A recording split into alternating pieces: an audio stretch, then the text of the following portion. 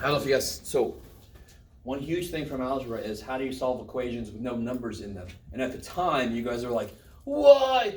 But now we understand. This formula is set up if z is what I don't know. Because then I can throw in everything I know and be done with it. If I want to use this formula forever, if sometimes I don't know I don't know x, I'm going to have to solve it each damn time. So algebra says, why don't we just solve this once? Why don't we just solve it right now for x? And then if I know a z-score and I want to make it an x-score, I'm going to use that formula.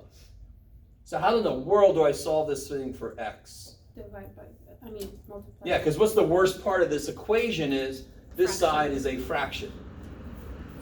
And the beautiful thing about solving equations is you can kill the shit you don't like most of the time. I don't like this, so let's kill it.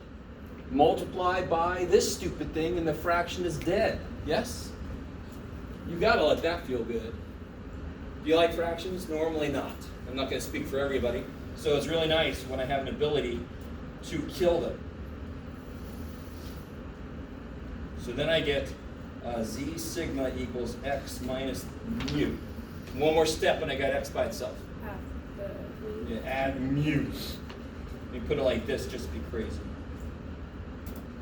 That's the formula that I could use if I know a z-score and I need to convert it back into a raw score, a time or a number of puppies or whatever the problem is. Now watch this. Somebody remind me what a z-score tells you. It's the number of standard deviations from the mean to the data point. The number of these from this to that. That is a sentence. That's an English sentence written in mathish. You can't have notes on your formula sheet, but some formulas are notes. It's crazy. All right, that's enough. So we'll finish that sheet first thing Wednesday.